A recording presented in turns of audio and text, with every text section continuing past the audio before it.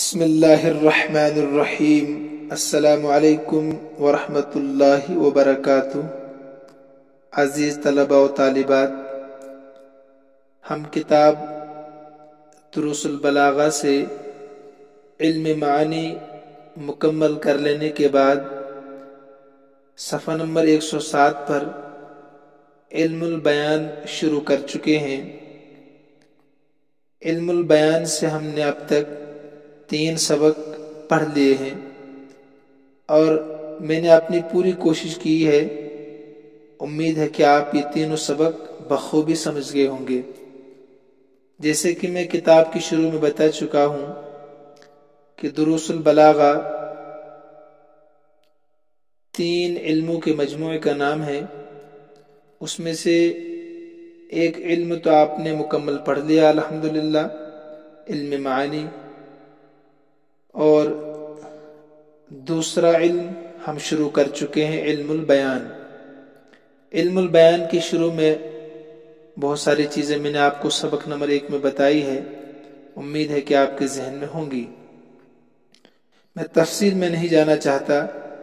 اس کے آخر میں ہم نے پڑھا تھا صفحہ نمبر 107 کے آخر میں وَيَتَعَلَّقُ بِالتَّشْبِيهِ 3 مباحث، الاول فی ارکانی، والثانی فی اقسامی، والثالث فی الغرض منہ۔ اس میں تشبیہ کے تعلق سے 3 بحثیں ہمیں پڑھنے ہیں۔ نمبر 1 ارکان کے متعلق، نمبر 2 تشبیہ کی قسموں کے متعلق، اور نمبر 3 تشبیہ سے غرض کیا ہے، مقصود کیا ہے۔ تو پہلی بحث جو تھی تشبیہ کے ارکان کے متعلق تھی۔ تو پہلے سبق، دوسرا سبق اور تیسرا سبق آپ کے سامنے موجود ہے۔ اگر کسی کو سمجھ میں نہ آیا ہو تو جا کر پھر سے سن سکتا ہے تاکہ اگلا سبق سمجھنے میں آسانی ہو۔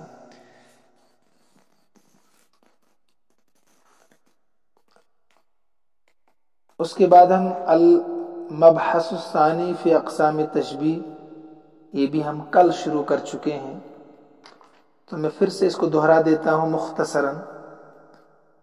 ہم نے کل پڑھا تھا ينقسم التشبیہ باعتبار طرفیہ الی 4 اقسام، کہ طرفین کے اعتبار سے تشبیہ تقسیم ہوتی ہے 4 قسموں کی طرف۔ طرفین کس کو کہتے ہیں؟ انہیں مشبہ اور مشبہ بھی کو مختصر شارٹ کٹ طرفین بھی کہتے ہیں۔ جیسے کہ آپ نے پڑھا تھا شروع میں والطرفان، صفحہ نمبر 107 کے آخر میں، تو میں نے وہاں بتایا تھا۔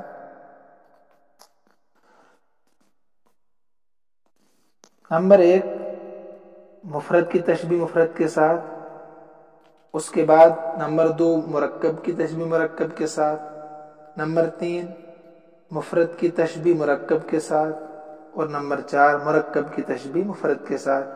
تو ان 4 قسموں کو الحمدللہ ہم نے کل کے سبق میں پڑھ لیا ہے۔ آج ہم پڑھیں گے صفحہ نمبر 111 پر وَيَنْقَسِمُ بِاعْتِبَارِ الطَّرْفَيْنِ أَيْضًا إِلَى مَلْفُوفٍ وَمَفْرُوقٍ۔ صاحب کتاب رحمۃ اللہ علیہ المبحث الثانی صفحہ نمبر 111 پر کہہ رہے ہیں کہ تشبیہ طرفین کے اعتبار سے، یعنی مشبہ اور مشبہ بھی کے اعتبار سے ملفوف اور مفروق کی طرف بھی تقسیم ہوتی ہے۔ یعنی تشبیہ کی ایک قسم ملفوف ہے اور ایک قسم مفروق ہے۔ مشبہ اور مشبہ بھی کے اعتبار سے تشبیہ کی ایک قسم ملفوف ہے، ایک قسم مفروق ہے۔ ملفوف کس کو کہتے ہیں؟ کہ آپ کم سے کم 2 مشبہ یا 3 یا 4 یا 5 مشبہ ذکر کریں ایک ساتھ، صرف مشبہ ذکر کریں آپ 2 3 4، اس کے بعد ان کے مشبہ بھی کو ذکر کیا جائے، لیکن لف و نشر مرتب، جو میں نے آپ کو سمجھایا ابھی کچھ دن پہلے، ترتیب ہونی چاہیے۔ پہلے جو مشبہ آپ نے ذکر کیا ہے، نمبر 2 پر، نمبر 3 پر، نمبر 4 پر۔ تو اس کے بعد جب آپ مشبہ بھی لائیں گے تو پہلے نمبر 1 کا مشبہ بھی لائیں گے، اس کے بعد نمبر 2 کا مشبہ بھی لائیں گے، اس کے بعد نمبر 3 کا مشبہ بھی، اس کے بعد نمبر 4 کا مشبہ بھی۔ ٹھیک ہے، ترتیب کے اعتبار سے ہر مشبہ کا مشبہ بھی۔ اسی کو کہا صاحب کتاب رحمۃ اللہ علیہ نے فالملفوف ان یؤتا بمشبہین، ملفوف یہ ہے کہ لائے جائیں 2 مشبہ او اکثر یا 2 سے زائد، کم سے کم 2۔ ایک یہ تو گزر چکا اس کا بیان، کئی مثالیں آئیں، کم سے کم 2 مشبہ یا اس سے زیادہ، پھر ان کے موافق مشبہ بھی لائے جائیں۔ ثم بالمشبہ بہا، پھر ان مشبہوں کے مشبہ بھی لائے جائیں۔ نحو کأن قلوب الطیر رطبا ویابسا لدا وکرہا العناب والحشف البالی۔ پہلے آپ الفاظ دیکھیے، قلوب الطیر، قلوب قلب ان کی جمع ہے، الطیر پرندہ، قلوب الطیر پرندوں کے دل، رطبن کے معنی آتے ہیں تر و تازہ، یابسن کے معنی خشک، وکرن کے معنی آتے ہیں گھونسلہ، جماعتی اوکار۔ ٹھیک ہے، عناب کس کو کہتے ہیں؟ عناب کہتے ہیں بیر، ایک قسم کا پھل ہوتا ہے جو نہایت سرخ ہوتا ہے، بالکل سرخ ہوتا ہے، ہمارے یہاں نہیں پایا جاتا ہے، باہر کے علاقوں میں ہوتا ہے۔ تو عناب یاد رکھیے آپ، ایک بیر اس کو کہتے ہیں اردو میں، اور نہایت سرخ ہوتا ہے۔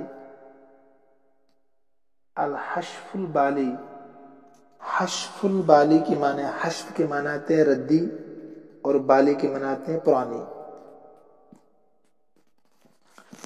الحشف البالی کا پورا معنی ہو گیا ہے ردی پرانی کھجوریں۔ ٹھیک ہے، تو الفاظ آپ کے سامنے آ گئے۔ آپ شعر کا ترجمہ دیکھیے، کأن قلوب الطیر، گویا کی پرندوں کے دل، رطبن و یابسن، تر و تازہ بھی ہے اور خشک بھی ہے، تر و تازہ اور خشک ہے، لدا وکرہا، عقاب کے گھونسلے کے پاس، عقاب ایک پرندے کا نام ہے، عقاب کے گھونسلے کے پاس، العناب،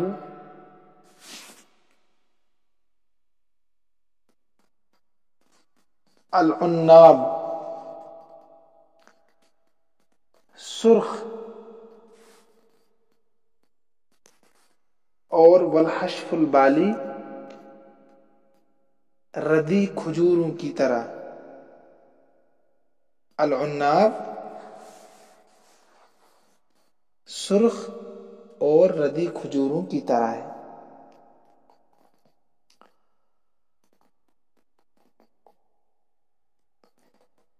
اب اس میں مشبہ کیا ہے اور مشبہ بھی کیا ہے سمجھنا آپ کو ہے۔ دیکھیے، قلوب الطیر، کأن قلوب گویا کی پرندوں کے دل، تو کأن آپ نے پڑھا پیچھے، کاف اور کأن میں فرق کیا ہے؟ کاف آتا ہے مشبہ بھی پر اور کأن آتا ہے مشبہ پر۔ تو گویا کی پرندوں کے دل تر و تازہ بھی ہے اور خشک بھی ہے۔ پہلے آپ مطلب سمجھے، شعر کا ترجمہ بھی ہو گیا، الفاظ بھی ہو گئے۔ مطلب اس کا یہ ہے، عقاب جو پرندہ ہوتا ہے شکار کرتا ہے، اس کی عادت ہے کہ پرندے کا گوشت کھا لیتا ہے، دل نہیں کھاتا ہے، یہ وہیں چھوڑ دیتا ہے گھونسلے کے پاس۔ تو اب جب گھونسلے کے پاس چھوڑ دے گا تو زمین پر گریں گے کہ نہیں؟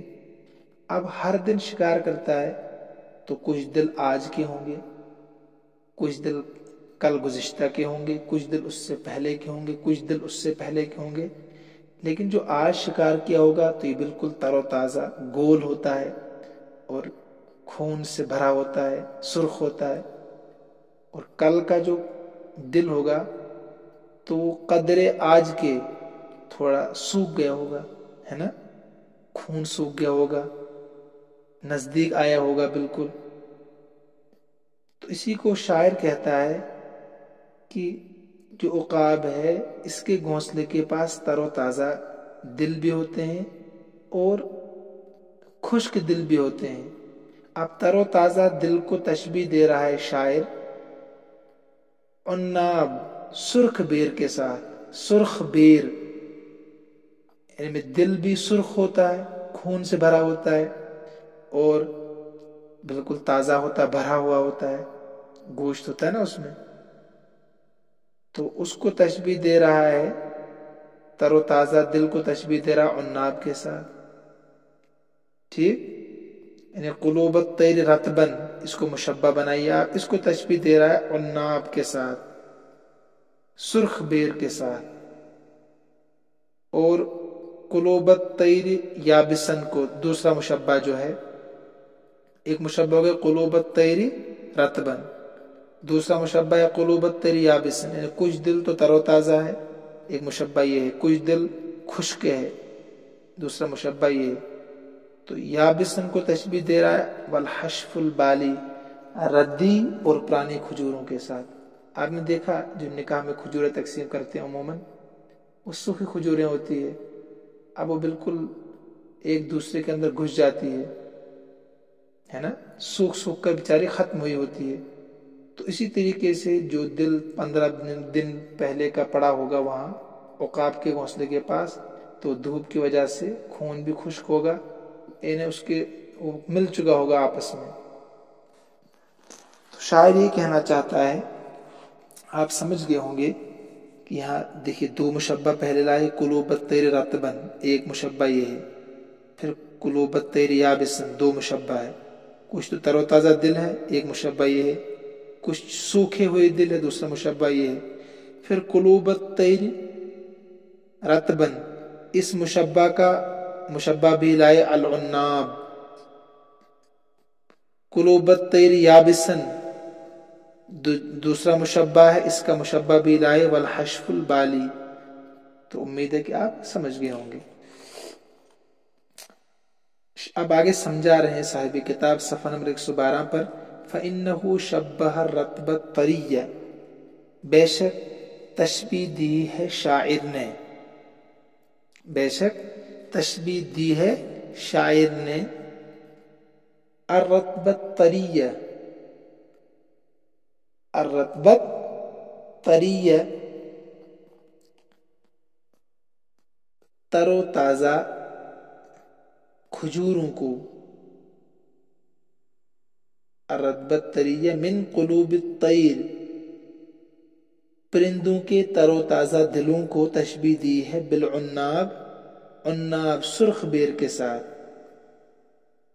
بے شک تشبیہ دی ہے شاعر نے پرندوں کے تر و تازہ دلوں کو بالعناب، عناب سرخ بیر کے ساتھ، والیابس العتیق اور پرانے اور خشک دلوں کو تشبیہ دی ہے منہا، ان دلوں میں سے خشک اور پرانے دلوں کو تشبیہ دی ہے بالتمر الردی، ردی اور خشک کھجوروں کے ساتھ، ردی اور خشک کھجوروں کے ساتھ. جو میں نے سمجھا دیا اسی کو صاحب کتاب نے الگ سے سمجھا دیا.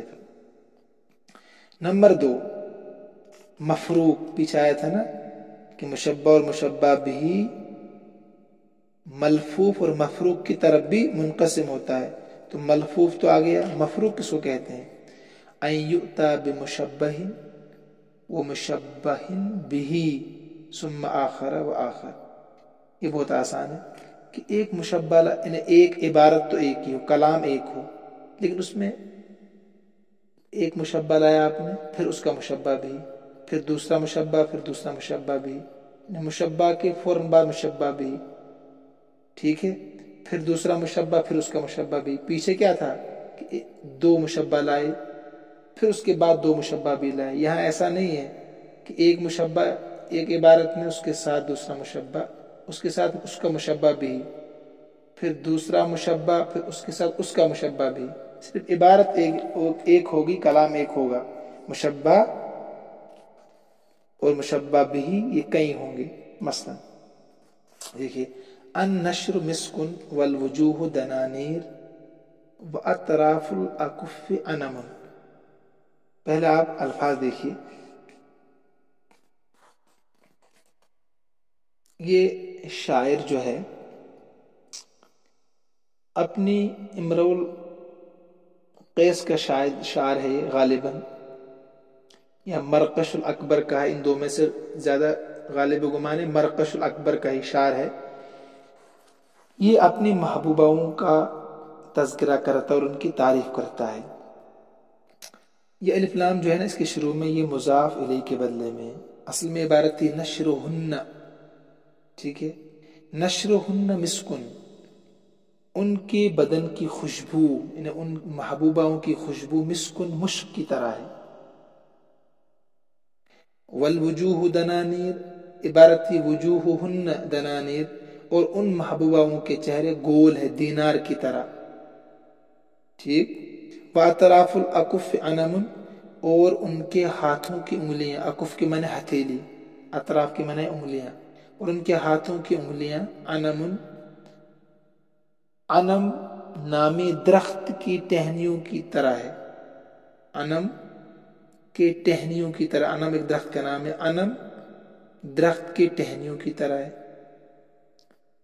یہ تو ترجمہ ہو گیا. اب دیکھیے آپ، انم ایک درخت ہوتا ہے، اس کی ٹہنیاں سرخ ہوتی ہے مگر نرم اور نازک ہوتی ہے. انم جو درخت ہے اس کی ٹہنیاں سرخ مگر نرم و نازک ہوتی ہے.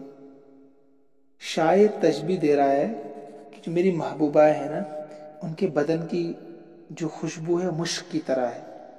دیکھیے النشر، بدن کی خوشبو کو تشبیہ دی مشک کے ساتھ. مشک جو ہرن کے اندر سے نکلتا ہے، اس کی عمدہ خوشبو ہوتی ہے. تو بدن کی خوشبو، محبوباؤں کے بدن کی خوشبو کو تشبیہ دی ہے مشک کے ساتھ. النشر ہے مشبہ اور مسکن ہے مشبہ بھی. ٹھیک ہے. والوجوہ دنانیر، الوجوہ چہرے گول ہے دینار کی طرح. تو گول چہرے اس کو پسند تھے، اس نے یہاں دینار سے تشبیہ دی ہے. تو وجوہ مشبہ ہے، دنانیر مشبہ بھی ہے. ٹھیک، ساتھ ساتھ مشبہ کے ساتھ مشبہ بھی. واطراف الاکف، اور ہتھیلیوں کی انگلیاں، یعنی ہاتھوں کی انگلیوں کو تشبیہ دے رہا انم، انم نامی درخت کی ٹہنیوں کے ساتھ. کہہ رہا کہ جیسے انم نامی درخت کی ٹہنیاں تو نرم نازک ہوتی اور سرخ ہوتی ہے، ایسی میری محبوباؤں کے ہاتھ کی انگلیاں جو ہے ایک تو سرخ ہے، وہ خون سے بھرا ہوا ہاتھ ہے، اور نمبر 2 وہ نرم و نازک بھی ہے. امید ہے آپ یہ سمجھ بھی گئے ہوں گے. وَإِن تَعَدَّدَ الْمُشَبَّهُ دُونَ الْمُشَبَّهِ بِهِ، اگر مشبہ بھی دو ہوں، ایک تو نہیں ہوگا نا، تو الگ اس کی مثالیں ہیں. دو ہوں یا دو سے زیادہ ہوں، 3 ہو 4 ہوں. دون المشبہ بھی، مشبہ بھی ایک ہو. مشبہ دو ہوں یا 3 اور مشبہ بھی ایک ہو. سمیت تشبیہ تسویہ، اس کا نام تشبیہ تسویہ رکھا جاتا ہے. آسان ہے نا. ان مشبہ دو ہے جن کو آپ تشبیہ دے رہے ہیں، اور مشبہ بھی ایک ہے، اس کا نام ہے تشبیہ تسویہ. امتحان میں آ سکتا ہے. سوال نمبر 113 پر، صدق الحبیب و حالی کلاہما کاللیالی. شاعر کہتا ہے، پہلے ترجمہ دیکھیے. محبوبہ کے بال، سر کے بال یعنی گیسو. صدق الحبیبی، اصل عبارت ہے صدق حبیبی، یہاں بھی الف لام اضافت کے بدلے ہے. شاعر ان چیزوں کی رعایت نہیں کرتے ہیں، گرامر کی رعایت نہیں کرتے. محبوبہ کے بال، صدق کے معنی یہاں بال مراد ہے. وہ حالی، اور میری حالت. کلاہما دونوں، یعنی میری حالت اور میری محبوبہ کے بال، یہ مشبہ ہے. تو دو حالتیں ہیں نا، ایک تو محبوبہ کے بال، ایک میری حالت. دو چیزوں کو تشبیہ دے رہا ہے. کاللیالی، سیاہ رات کی طرح ہے. کل لیالی سیاہ رات کی طرح ہے. انہیں یہ کہہ رہا ہے کہ میری حالت میں پریشان حال ہوں محبوبہ کے لیے، اور میرے محبوبہ کے بال جو بالکل سیاہ ہے، ان دونوں کی حالت ایک تاریکی رات کی طرح، سیاہ رات کی طرح. تو دو چیزوں کی تشبیہ ایک چیز کے ساتھ، یعنی مشبہ دو ہے اور مشبہ بھی ایک ہے. یعنی میری محبوبہ کے بال یہ مشبہ ہے، اور میری حالت یہ بھی مشبہ ہے. ان دونوں کو تشبیہ دے رہا ہے اندھیری رات کی طرح. ٹھیک ہے. اس کے بعد دیکھیے وَإِن تَعَدَّدَ الْمُشَبَّهُ بِهِ دُونَ الْمُشَبَّهِ، اوپر والے کے بالکل الٹا، اگر مشبہ بھی دو ہوں یا تین ہوں یا چار ہوں لیکن مشبہ ایک ہوں، سُمِّيَ تشبیہ الجمع، اس کا نام تشبیہ جمع رکھا جاتا ہے. پہلے الفاظ دیکھیے، تھوڑے الفاظ نئے ہیں آپ کے لیے. لُؤْلُؤٍ اس کے معنی آتے ہیں موتی، منزدن کے معنی تہبتے، اور بردن کے معنی آتے ہیں اولا. ٹھیک ہے. اور اقاحن کے معنی آتے ہیں گلے بابونا، گلے بابونا. یہاں جو مشبہ ہے وہ ایک ہے اور مشبہ بھی تین ہے.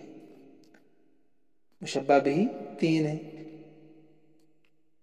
گلے بابونا کس کو کہتے ہیں؟ یہ ایک پھول ہے جو سفید رنگ کا ہوتا ہے، سفید رنگ کا پھول ہوتا ہے. اور بردن کے معنی اولا آپ جانتے ہیں، لولو ان کے معنی موتی بھی آپ جانتے ہیں. یہاں مشبہ ہے دانت. شاعر اپنی محبوبہ کی تعریف کر رہا ہے.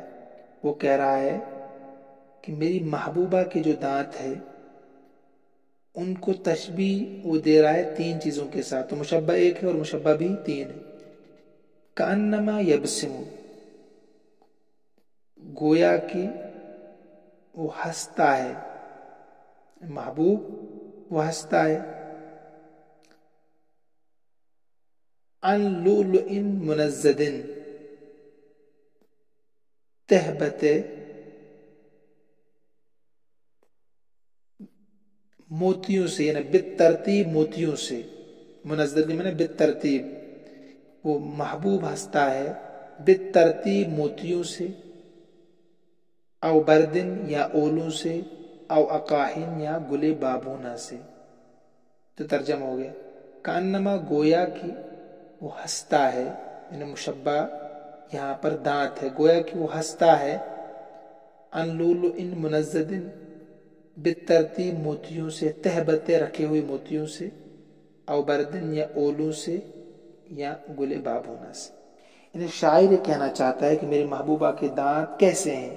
نمبر ایک مشبہ بھی کہ وہ تہبتے موتیوں کی طرح ہے، یعنی دانت بالکل ترتیب کے ساتھ ہے. یہ نہیں کہ ایک آگے ہیں ایک پیچھے ہیں، بالترتیب دانت ہے. ہو گیا ایک مشبہ بھی. نمبر دو مشبہ بھی کیا ہے؟ او بردن، کہتے ہیں یا وہ اولوں کی طرح ہے. اولوں کا مطلب کیا ہے؟ دیکھیے دانت کچھ سوکھ جاتے ہیں، جو بیمار لوگ ہوتے ہیں ان کے دانت سوکھ جاتے ہیں، وہ الگ سے پہچانے جاتے ہیں. یا ڈپلیکیٹ دانت لگاتے ہیں لوگ، وہ بھی الگ سے پہچانے جاتے ہیں. جو اصل دانت ہونے صحت مند انسان کے، تو گویا کہ وہ بھرے ہوئے ہوتے ہیں، ان کے اندر پانی ہوتا ہے. اللہ کی طرف سے ایک طاقت ہے، طاقت کا مظاہرہ ہے ان میں بھی. تو گویا کہ وہ دانت بھی اپنے اندر ایک شیرینی سی رکھتے ہیں، چاشنی سی رکھتے ہیں. تو جیسے اولے سفید ہوتے ہیں نا، ان میں پانی ہوتا ہے، اس طریقے سے دانت سفید ہوتے ہیں، ان میں بھی پانی ہوتا ہے جو تندرست انسان ہوتا ہے. تو کہتا ہے کہ میرے محبوبہ کے دانت ایک تو تہبت موتیوں کی طرح ہے، او بردن یا اولوں کی طرح ہے، یعنی وہ پانی سے لبریز ہے، سوکھے ہوئے نہیں ہے، بیمار دانت نہیں ہے. او اقاحن، یا وہ گلے بابونا ہے. گلے بابونا کا مطلب بالکل سفید ہے، وہ ان میں میل نہیں ہے، میل کچیل بدبودار بھی نہیں ہے، زرد رنگ بھی نہیں، کبھی مسواک بھی نہیں کرتا ہے. بالکل وہ صاف رکھتا ہے اپنے دانتوں کو، زردی سے بچاتا ہے، بدبو سے بچاتا ہے. تو دانت ایک ہے جو مشبہ ہے، اور مشبہ بھی تین ہے. نمبر ایک لؤلؤ منزد، نمبر دو بردن، نمبر تین اقاحن.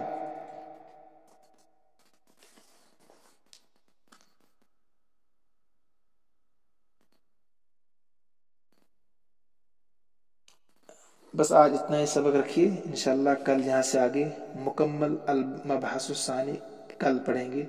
اب وقت بہت ہو گیا، 25 منٹ کا سبق ہو گیا ہے۔ اللہ ہم سب کا حامی و ناصر ہو، اللہ ہم سب کو اپنے امن و امان میں رکھے، اپنے حفاظت میں رکھے۔ ھذا من عندی واللہ اعلم واحکم واتم وما توفیقی الا باللہ علیہ توکلت والیہ۔